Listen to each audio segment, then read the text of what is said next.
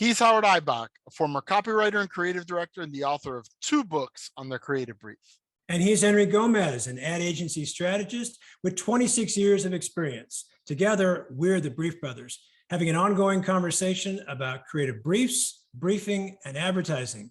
We're back for another episode, Henry, and today we have as a guest Chuck Abrams, an old buddy of mine from Minneapolis, who's now actually camping out in Wisconsin, just across the border. But I've known him for over 20 years. He is I guess his title is, he's the CEO, creative director, and art director for his own virtual agency, which he's called Virtual Creative Inc. He has some insights for us on what it's like being out on his own with a small shop. So let's take a listen. Let's do that. Henry, we're back with another episode. And, I'm really pleased to have with us today my good friend, Chuck Abrams. I've known Chuck for, 20 years, since I moved to Minneapolis in 2003 to become creative director on the British Airways account at the now defunct Carlson Marketing Group. I think he came to work for me to do some freelance when I was in a pinch. And then when I left Carlson a few years later, I've done some freelancing for Chuck. So we've worked for each other.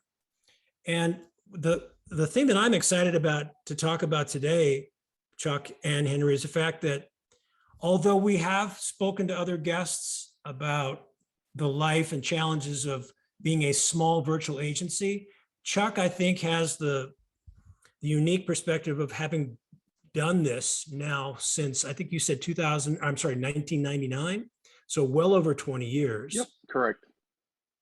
On top of which, he has a lot of great experience in direct marketing and direct response as an art director. So I really want to talk about some of the challenges that you face in terms of working with clients who may or may not provide you with a brief or give you good direction. I think freelancers everywhere face that challenge.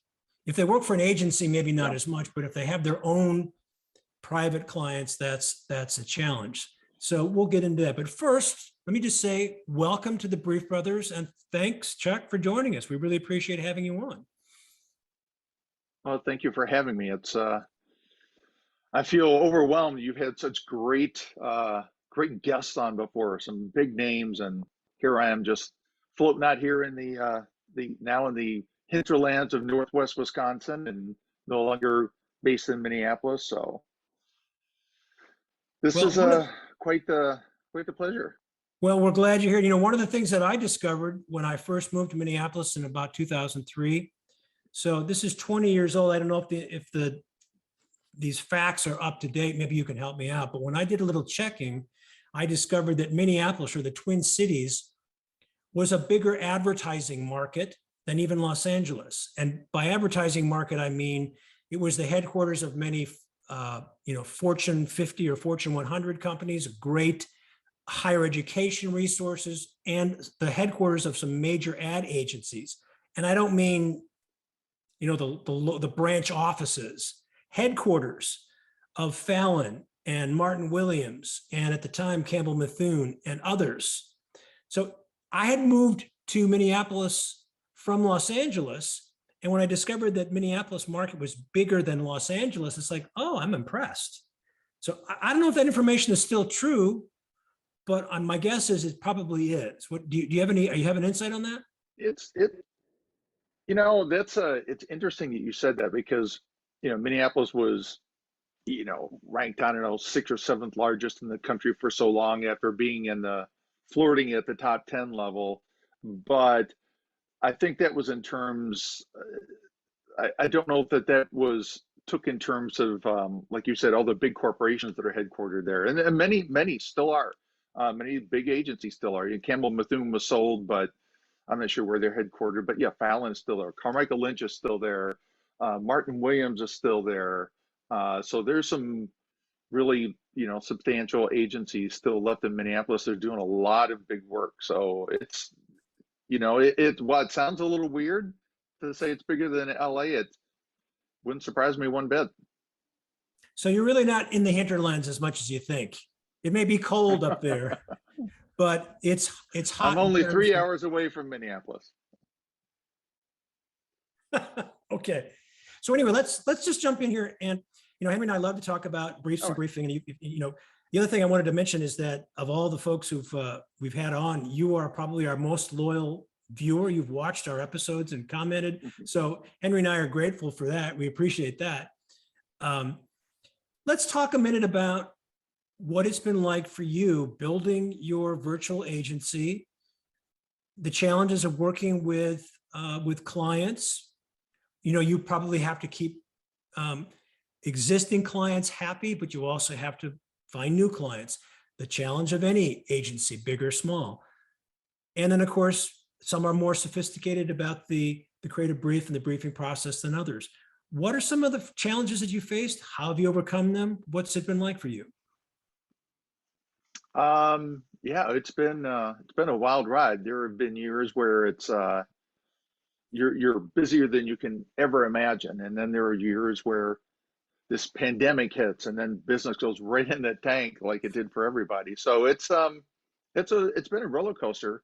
I think one of the biggest challenges is, that brief and those strategies and all those things that you expect and you learn how to work with in a big agency, that when you get small, you still need those tools. I mean, they're important tools. And I think that a lot of clients don't expect that. They think, oh, you're just small and I don't have to do that. And it's like, well, no, you still do. We still have to go through, and I think probably Henry and others have said that you still have to do the work to get to where you want to go for the creative. And I don't care, if it's a huge campaign or if it's just some project work for brochures or something. You still have to put in that effort. You still have to put in those hours, because if you don't, garbage in, garbage out. I think you all talked about that many times. But I also think that having that background in bigger agencies, and it kind of just gives you a lot of insights. I think my job is really to help cut through all the BS that the big agencies have, and be more nimble. And that's in the briefing process, that's in writing the briefs, that's in helping with their strategies. How can we get there quicker? Sometimes they have them because sometimes I find myself often working in conjunction with a bigger agency, or they're handling this over here, and then everything else, the below the line services that we always talk about. But maybe somebody has done some of that strategy work, or maybe there's a brief about something that maybe we can pick up on to make things a little easier. But I think my biggest challenge these days is really, and I think probably Henry has seen this too, strategy fatigue. I think there's brief fatigue. No one wants to do that anymore. Really, do we have to have a strategy document? Many times they don't have a strategy. I've worked with clients, big, national clients, that they have no strategy. they're just out there doing it, and I think part of that is because of a churn in the marketing departments. You get the next person up who's doing their time in marketing before they move on to something else. You get directors of marketing who are not trained marketers. I think Henry's talked about that before. They may have come from the legal side or somewhere else, and now they're doing their stint as a director of marketing or the head of marketing, and they don't understand those things. The irony is that they're the ones that need it the most, right? Like they're the ones that need to have this guiding document, this brand strategy, this brief. They need it the most so that they understand themselves, and that way they can articulate it to everybody who's accountable to them. It's funny that you said, there's this strategy fatigue. To me, there shouldn't be, because if you devise a good strategy, when we've talked about it frequently, there's no need to move off from it very frequently. Like once you do the work and you have that, like there might be some wrinkles that you add for an assignment or a new product that has some sort of new facet or brings a new facet to the brand. But once you've done that foundational work, it should pretty much stand there as like the cornerstone. And it shouldn't have to be like a repetitive thing. It's just, let's look at it again as we go into this assignment. Is there anything new and interesting that we need to add or that we've discovered it doesn't work and take away from it? And I think there's this thing in our industry that we always have to have something new. Always has to be new, has to be the latest, has to be new. And I don't necessarily buy that, particularly at the strategic level. Like, to me, strategy should not change that frequently. No, I hear you. It's I've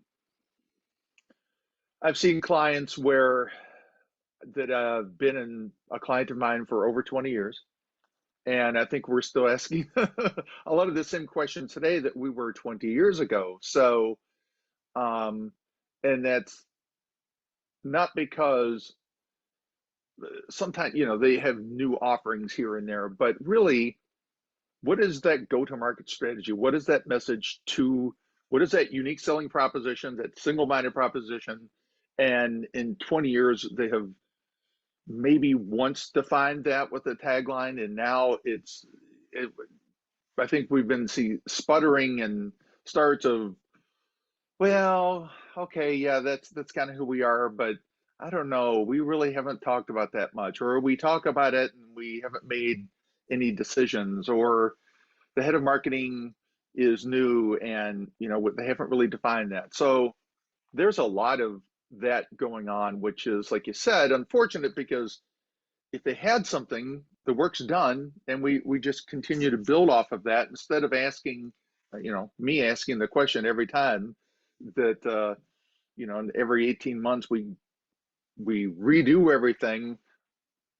Has that changed? What has changed in the marketplace? What has changed here? What has changed with you all in your go-to-market strategy? And, you know, sadly, in many instances, that work isn't getting done.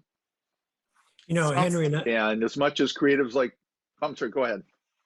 I was just going to say that Henry and I have talked before about the fact that, and we did a whole episode, I think, on this way back when we started. Do you need to write a new creative brief for every time you revisit a similar project or a seasonal thing that you do all the time? And we both said, no, we don't. If the brief was really good, the same brief can generate entirely new creative because it's 6 months old, a year old, 2 years old. Creatives are going to see it differently. So I wonder if you've been working for some of your more long-term clients, Chuck, if you've got a brief or a brief-like object, it may not be what you and I would call a brief, but at least it's some direction. Have you found that once you've got something that is kind of on the mark, assuming that there might be some minor changes in the project, that you can come back to that same brief and it still is valid? Completely. Yeah. They're, especially for a long-term client. And I try to keep the same writer, the same creative team for clients so that I'm not having to train someone else. But because I hire all of that, they're not down the hall in a room. They're, you know, across town. They might be on vacation. I get to get somebody else. So I have tried to keep a real tight core group of people for a specific client so that they're familiar with them. And where we might have had you know, a big brief on a big project, when it comes to some of the smaller projects, we don't need to do that. But I do make sure that I create a document that I don't show the client. I understand what the ask is, if there's a different targeted audience. Can you say that again? Can you say that again? You don't show the client, right? I was hoping you'd get past that, Henry. No, not on those ones. And I'm gonna guess that the reason you don't show the client is because you don't want to get engaged in half a dozen meetings, getting every T crossed and I dotted from the client, who looks at it like a legal contract instead of what it is, which is a general creative roadmap. Yeah, because it's we've already seen the brief before in larger context. So for the smaller things, they expect me to just do it. Here it is. It's literally getting it off my plate, putting it on yours because they have 20 other fires to put out. Your Honor, I They may rest my be case. Chuck, you know why Henry is bringing this one up? If you listen to what was our first or second or third episode, I forget which, we had this debate about should we collaborate in writing a brief between the client and the agency, or the client and the creative department. And I have the perspective that I think it would help. And Henry says, that's my territory. And I completely sympathize with Henry, but I was just kind of hoping he'd miss that little. My point has always been, it's wonderful in theory. In practice, it's horrible and it's not workable. And so I like to receive my marketing communications brief from the client, let us do our magic, and then we'll come back to you with the work. And my job is that in between the client and the creative department, I collaborate with the creative department. With the client, I ask questions. If there's something in their brief that I don't understand, I ask and I get answers. But their brief is how they should evaluate our work. My brief is to help us get there, because usually their briefs are so lacking. So frankly, that was the genesis of this podcast, was a debate that Howard and I were texting each other about 4 years ago. And ladies and gentlemen, do not pay attention to the man behind the curtain. No, it's right, because we've all been in this business for a long time. We've seen the evolution of not only the business, but the tools and processes that we go through, that we use. And Howard, you and I have talked about stories where I've had a group creative director take the brief that the account group, strategy group wrote, and throw it in the garbage and say, that's our job. But he wasn't doing it. The time was ticking, and the work had to get done, and we're all sitting around waiting. And but to just throw it away, there was absolutely no collaboration at all. And I've always been of the mind that good ideas come from anywhere. So when I get a creative brief, I expect some creativity in it. I expect headlines, but I expect some inspiration from whoever's writing it for me. And I've been in agencies where, as a creative director, it lands on your desk, and okay, this is cut and paste job. I can tell it because there's a different client's name on it than who the actual client is. So I've thrown that back to the account group. Sorry, folks, I know you're in a hurry, but if we don't get this right, we don't get anything right. So you see that evolution, and it used to be you present that to the clients, and then they would spend 3 weeks with it and redline it to death. And we don't need that anymore. I think that there are potentially times where that needs to be done. I have another client that is actually a big data client, and so we act as the creative arm, and so we collaborate on the brief with them, and then they do run through with the client and say, is all this correct? Because that's how we're all graded on. That's how they're paid on. So we make sure the client approves that before we go a step further, because they're spending, gobs and gobs of money because of the data that we're dealing with. So yeah, it's it's been an evolving process, and for us, it's evolved from, I wouldn't say it's not. I mean, it's important, but it's the document I share with the creative team tends to be a little less formal than formal, just because we're all pros. We've all been in this business a long time. I can go from here to here with these people much quicker than if I have to pass everything through the client and they're just going to give it a cursory glance anyway and not really pay attention to it. So you mentioned something earlier that I thought was interesting, which was picking up pieces of strategy or briefs that aren't necessarily intended for you and your agency, but that are helpful. And I find that to be the case as well, because like you, I'm kind of working on a peripheral side usually to a lot of these accounts. I work on Hispanic advertising.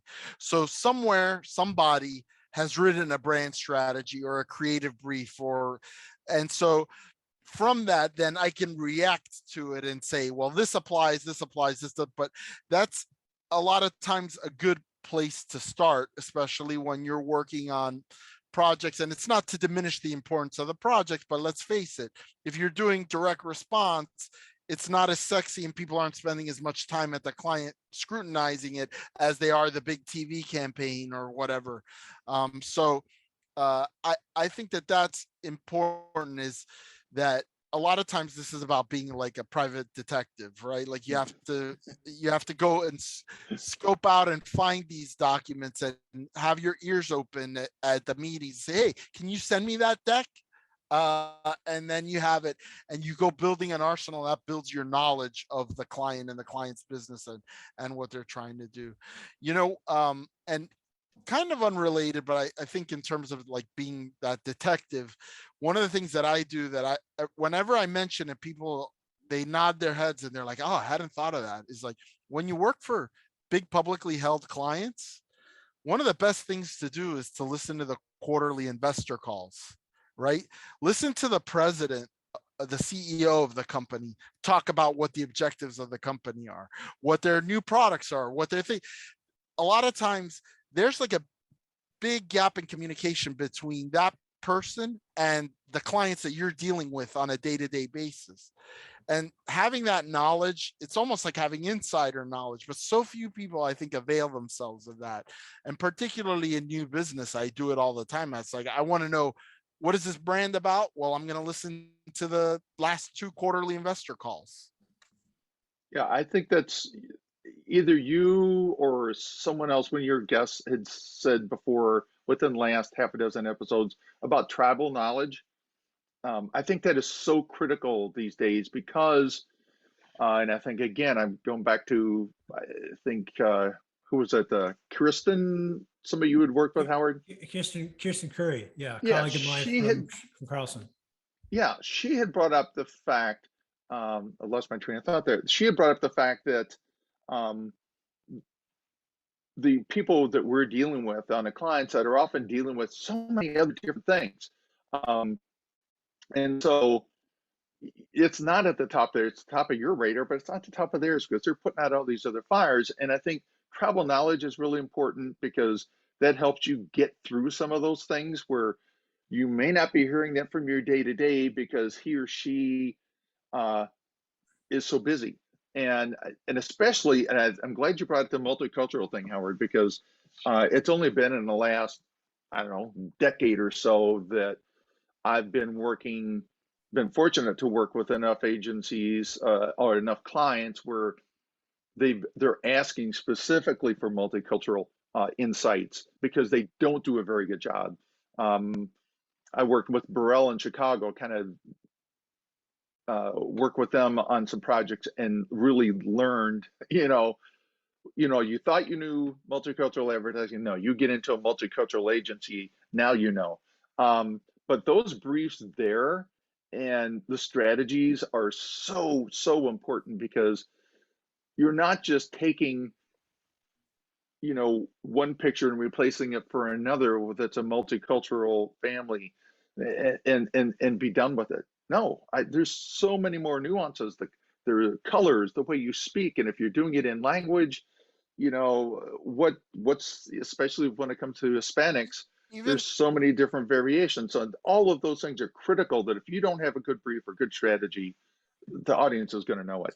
Even bigger picture than that. I mean, I'll give a concrete example.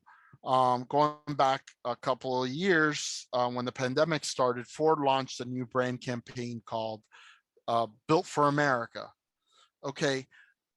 When you're talking to Hispanics, you have to recognize that they have a different conception of what America is. and what's good and bad about America. So you have a campaign for Ford that's trying to activate kind of this latent patriotism that most Americans have. And so you're rooting for an American company like Ford. Even if you don't buy a Ford, you want Ford to do well because it's an American company, right? And so that's what that strategy is going for. That doesn't mean that it's not a good strategy for Hispanics, but there's got to be a facet to it that we're going to find, like, and it starts, and I started my POV right away. It's like, even the word America means something different to Hispanics. In Latin America, America doesn't mean the United States. America is from Nova Scotia to Tierra del Fuego. It's the two continents. That's America. And then perceptions of the United States as a country, they vary. And they're very different for African Americans than for Hispanics, for very logical and obvious reasons. The Hispanic story in every family is some immigrant decided to leave what they had to come to the United States to make a better life. It's a self-selecting audience of risk takers and people that came for a promise of the American dream. Whereas on African American side, the core story is some ancestor at some point was brought over here involuntarily.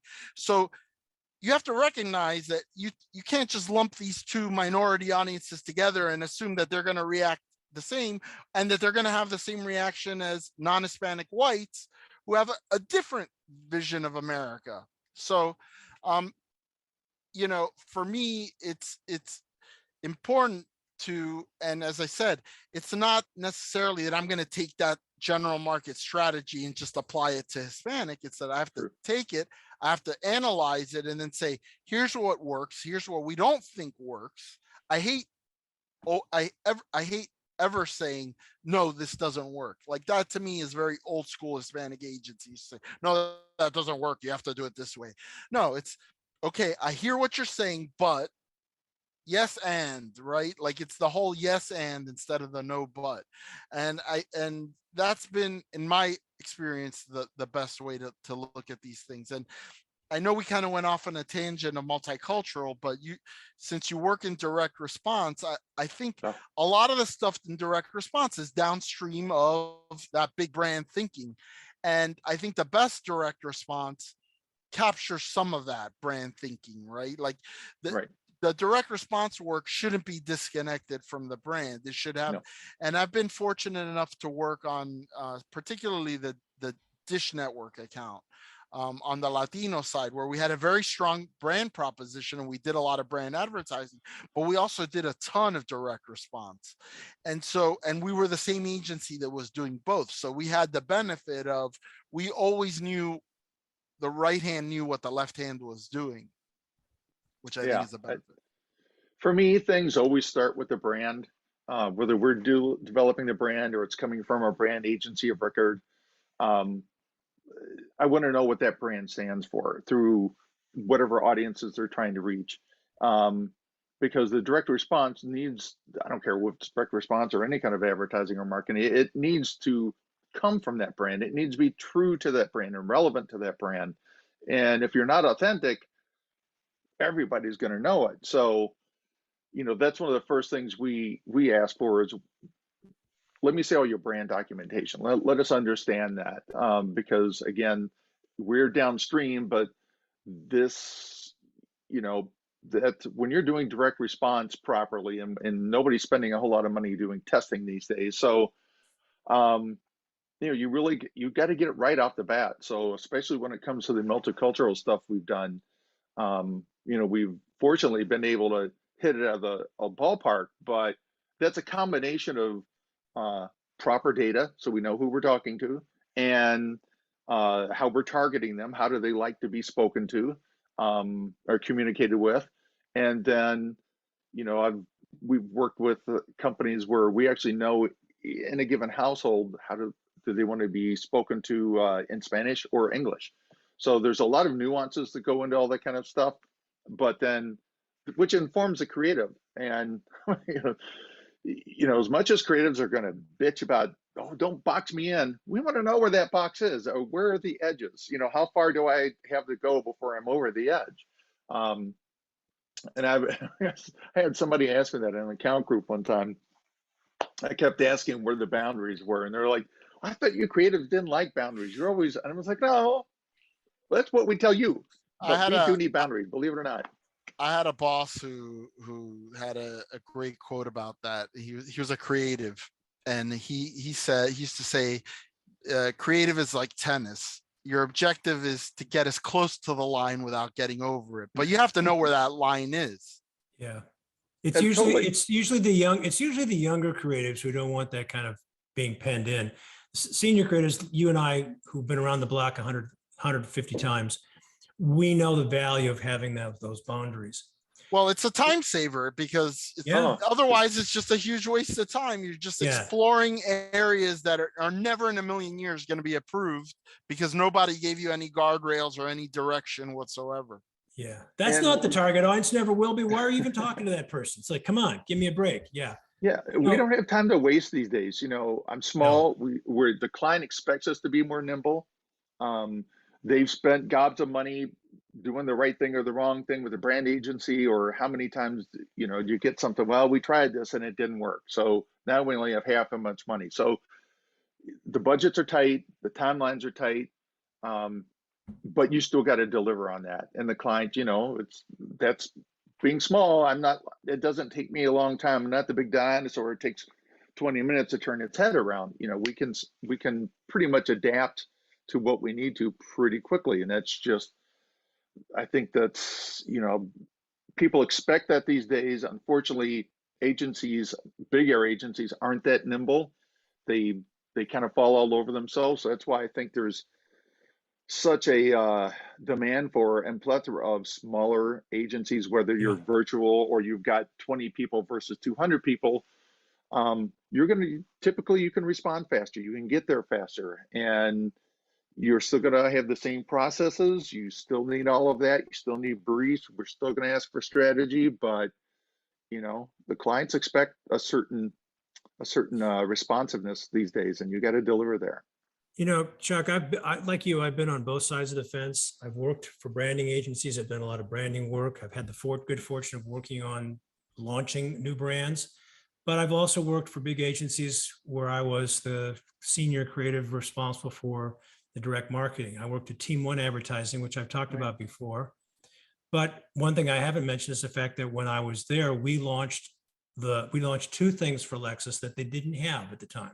Number one was their website. At some point, every major brand needed to have a website. And I was there in the mid to 1990s. And Lexus said, it's time. We have to have a website. The other thing that I helped do was we launched their first lease retention program. They had 500,000 names of leasers, lessors, and purchasers of both the Lexus and the Toyota, but mostly the Lexus brand. And they weren't doing anything with that, with 500,000 names. Go figure, you know? So I don't mean to laugh, but it's just, it's true. But, you know, at some point, all of a sudden, everybody has all this data and they said, well, we got to do something with this. But this was 20 some odd years ago, you know, more than that, 25 years ago, 26 years ago. So I was part of the creative team that helped launch the first Lexus lease retention program. Okay, we had a brand that was very well defined. Everybody knew what Lexus was. At the time in the mid 90s, it was less than 10 years old. Lexus was launched in the late 80s, and everybody knew this. I mean, it wasn't the sexiest car, but everybody knew something about Lexus. It was reliable. It was an aspirational vehicle, and the tagline was, as maybe everybody remembers, the relentless pursuit of perfection, which today we lament has become experience amazing, which just want to makes me throw up. But anyway, we had very high level branding guidelines, and we applied those to the direct marketing techniques that we know how to use. Okay, I've also worked, when I was near the end of my career, I was in Minneapolis. I went to work for a fabulously successful coin and gold and silver collecting company. They were located in Burnsville. I don't want to give their name. But they didn't have any branding. They were a hardcore direct response company, and they were they were fabulously successful, and I had a lot of fun as their director of advertising. I tried to get them to practice more branding techniques because they had some powerful companies with recognizable names, but they didn't want to go there. They didn't have a creative brief either. So I introduced the creative brief process, and it was pulling teeth, getting them to move beyond just the facts and figures to get into that inspirational quality of a good brief that Henry and I talk about. So I've had the experience of working with big brands that were applying some of their branding techniques to direct response, and great direct response companies that were struggling to use branding techniques. You have to have experienced something like that yourself, maybe with smaller clients. What's it like when you work? Let's look at the ones that are direct response in the muck, in the day-to-day serious stuff of direct response, which we know works well when it's done correctly. Do they understand how to apply branding techniques to their projects? And do you struggle with that conversation? Oh, golly, no. Worked with a large national insurance company who had recently done some rebranding. The direct marketing was all done internally. They were doing traditional, we had called, they had a strategic partner here. Yeah, they had an example that we called Ugly Betty. And it was one of the worst pieces of direct response I've ever seen. But to them, it was, that's what you do. Here's what direct response looks like. It looked nothing like the brand, does not resonate from the new branding, and was not very good, was not attractive at all. And of course, their percentages were, under 1% of what they were getting returned. So we went, and again, this is, having better data. Well, they actually had the same data we did. We were just using it differently. But we were tasked with making their direct response to non-Hispanic whites, to Hispanics. We had Korean. So we had, 4 or 5 different multicultural segments we were going after. So each one got their own creative in language or in English, depending on what the data was telling us. And we made it look like the brand. We went out and we had a budget for a photo shoot. We did everything the right way. We were honest and to the brand that they had just done. And it was a huge success. Unfortunately, even though it was a huge success, we were fired because I had told everyone up front, there's some stakeholders who think that this old way of doing it is the way to do it, and they have sold their bosses on that. We just made them look really bad, and instead of embracing that and becoming the hero to their bosses, they turned around and said, "Okay, thanks for that. We got it. Bye." So there was no more work from them after that. But yeah, I mean, it's companies big and small have that. We see it constantly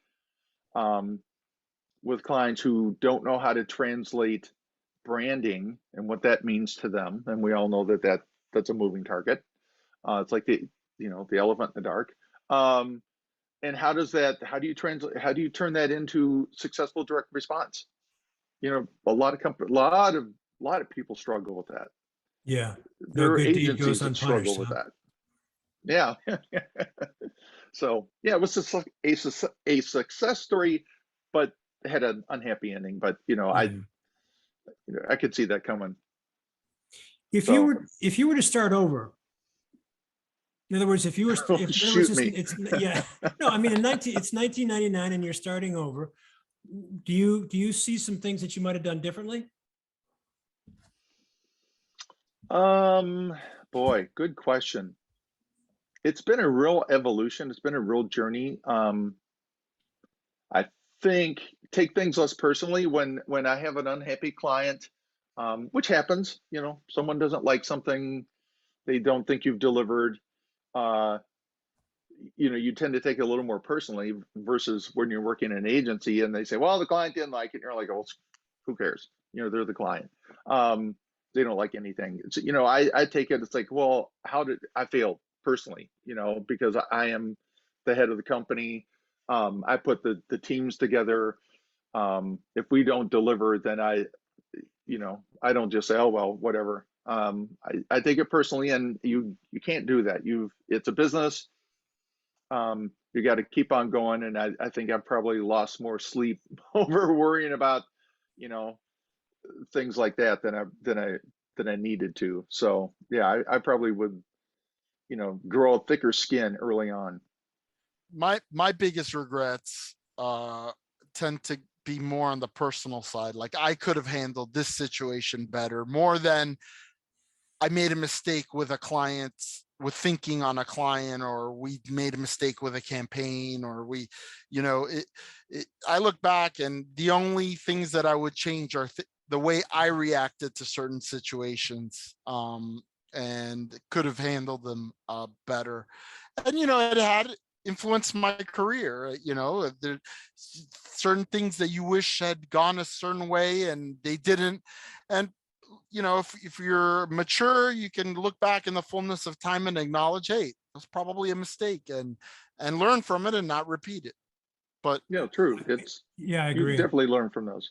But generally, the client work, like, you're doing the best you can with the information you have and the tools that you have and the personnel that you have around you. And I've never looked back and said, oh, we shouldn't have tried selling that campaign. Or, usually, it's the ones that they don't buy, you end up saying, you know what, they blew it. They didn't buy the good campaign. It's funny. David Ogilvy had a quote which said, when they don't buy an idea, I like to tell them, it's okay that you don't like my best idea. Here's my second best idea.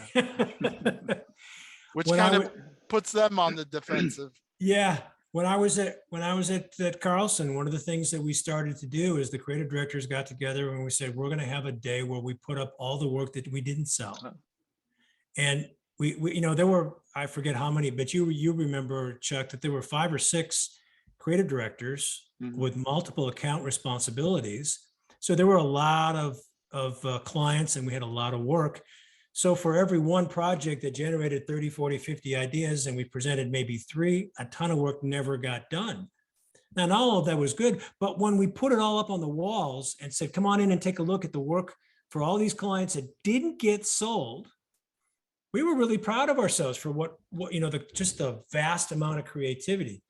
So like Henry, I agree. I don't have any regrets about, did I not give that project my best effort? I don't think I ever pulled my punches or pulled my, compromised my creativity.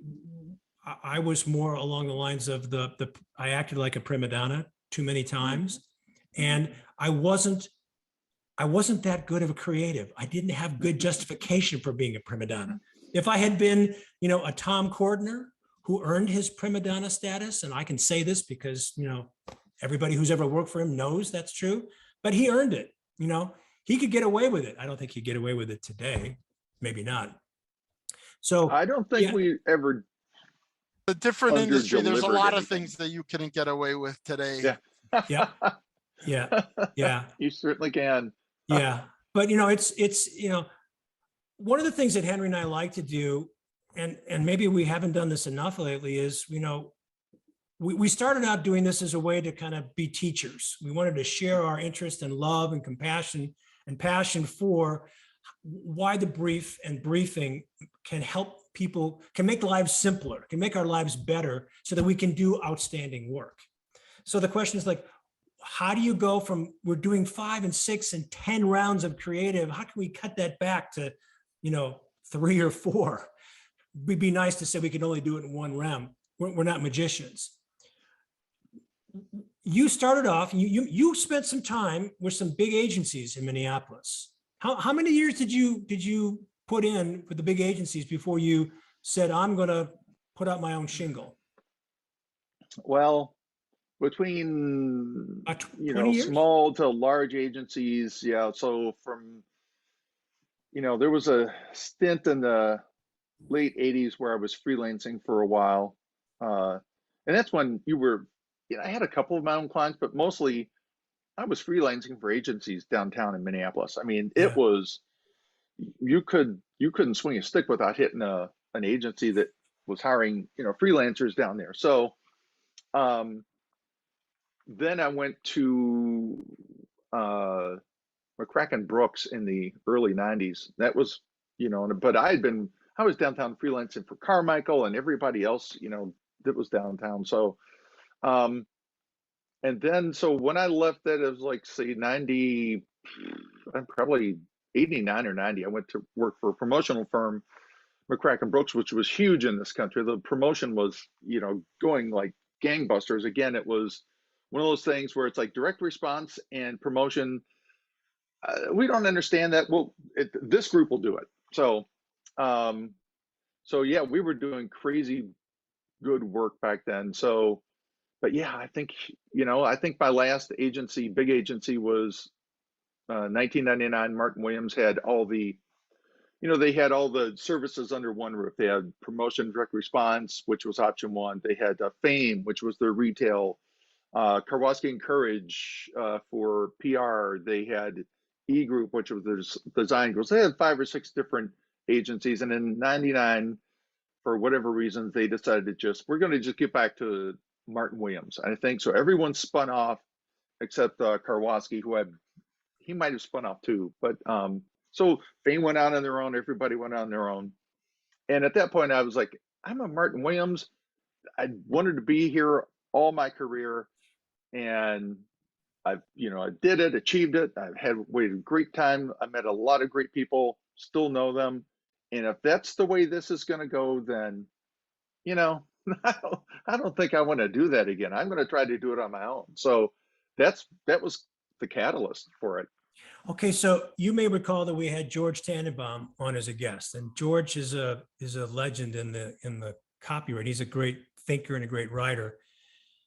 And he worked as a very senior level creative at Ogilvy in New York up until 2020, the height of just as the pandemic was starting. Then he got canned because I think he speaks the truth when he says he was too old. So he's been out on his own now for what, 2 years, not even 2 years, maybe 2 years. And he's doing spectacularly well. I think he's happier doing what he's doing now than he ever has been. He still vents his rage from time to time against the holding companies, which I think he's right in doing. You've been doing this for over 20 years. So my question is, and the reason I asked you your background is to lead up to this question. We have a lot of listeners who are young or youngish, and they're kind of new. But they also have a lot of listeners who are viewers who have been in the business for 5, maybe 10 years. And maybe you're thinking about, hey, it's the great resignation. Maybe it's time for me to put out my shingle, maybe to go out on my own and do this thing on my own. What advice would you have for them, having done this for so long, that you think might help them? I've seen people go out on their own who look at that and go, gosh, you've got freedom that I don't have. And, you can take off on a Friday afternoon, and then they think it's the greatest thing since sliced bread. They go do it. And they're like, well, nobody told me I have to do billing, and I have to go get the accounts, and I have to do the creative and taxes, so. The grass is always greener on the other side. And that's why, we see things like this cyclically, like Howard and I have mentioned a lot of times about clients bringing agencies in-house, and then they go out of house, and then they go in-house. And so there's always, the grass is always greener. My advice to a person thinking of going out on their own is have a spouse with benefits. That's more true than ever. It's, yeah. Be careful what you ask for. You might get it. So it's, you have to be fully committed to it to go out on your own. You've got to understand the incredible amount of work that you have to put in. Yeah, it's got some personal freedoms occasionally that you maybe don't have if you're working 40 hours a week somewhere or 80 hours a week somewhere. But yeah, it's not for the faint of heart. but there's, you can have the time of your life. There are so many entrepreneurs out there that are, freelancing that you can partner with and do some really incredible work. If they've got a client, or if you've got a client that allows you to do that, put those teams together, have at it. And I thrive on that. I love putting teams together, from account people to media planners to creative teams. I love, being the quarterback for all of that.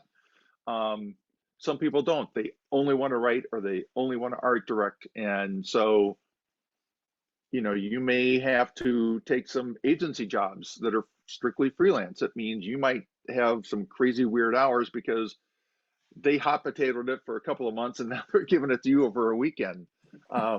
So, that's it's got its ups and downs, but you've got to fully commit to it. There's no half-ass in it. Sorry to use that word there, but you can't. There's nowhere to hide. If you think you could hide in a cubicle working in an agency and get overlooked every once in a while, there's no hiding when you're on your own. You bring up an interesting point, which I think is that to have longevity in this business and to be successful in this business, you've just got to be willing to do the stuff that other people aren't willing to do. And you got to be willing, like you said, well, if you spend the time lamenting, well, you only gave me the weekend to do it. Well, if they hadn't hot potatoed it for 2 months, you wouldn't have gotten the job, right? Because they would have done it in-house and whatever. So so I think a lot of that goes on a lot in the industry, not just the hot potato part, but that, a lot of people wash out of this business because they just can't deal with the unstructured nature of it, the instability of it. But if you can put up with all of that, you can make a good living. And you just have to understand, I always like to quote The Godfather Part 2. Hyman Roth tells Michael Corleone, this is the business we have chosen, and when you come to peace with that, things become a lot easier. Yeah. It's, Howard, you started out early in the 80s too. And it's, that's when people didn't take creative people to meetings because you never know what they're going to say. And, remember that. And you would work 80 to 100 hours a week but that was the business you had chosen. That's the effort you put in to get to where you are now, 20, 30 years down the road. You're not doing that. If you're still working 80 hours a week, something's wrong. We all did that. And then, as I got older and went from agency to agency, and you see some similar patterns, and it's like, well, if we can't do it in 40 or 50 hours, are we doing something wrong? What's wrong with the process that we're all working 80 to 100 hours and half of us are getting divorced? So I quickly realized that there are smarter ways sometimes to do things. Sometimes there's some things you can't change, but there are other things that you can have more control over, which, I've been able to do. And I actually have a better work-life balance. Yeah, there are some hours. Sometimes there are weekends, there's long nights, there's all that still. But, again, that's, you gotta, if you're going to stay in the business, that's the price, even on your own. It's not all, grass is not always greener on that side, like you said, Henry. Be careful what you ask for. Yeah. Well, Chuck Abrams, thank you so much for joining us on the Brief Brothers. I've been waiting and looking forward to this episode. We've had a great conversation. I want more of our listeners and viewers to really pay attention to some of the great advice that you gave us and the realities of start going out on your own. I think there are a lot of folks out there who want to do that. They're like in the back of their mind, every creative is thinking about, either start my own agency or go out on my own and make it work. I did it for a long time. I think a lot of creatives aspire to that. So thanks for your insights. We really appreciate it. Well, thank you. Yeah. We had a lot of fun. Think about it. Fallon would never have gotten where it is if a bunch of creatives and a couple of account people and financial people You got to have the financial side, had not gone out on their own. So Yeah. you can do it. So yeah, thank you for having me. It's been an awesome experience and a real pleasure speaking with you all. Thank you for being here. Yeah. We appreciate it. Thanks, Chuck. Yeah. Okay. Talk to you later. Okay. Good stuff, Henry. Good stuff, Howard. He's Henry Gomez. And he's Howard Eibach, and together we're the Brief Brothers. Till next time. Bye-bye.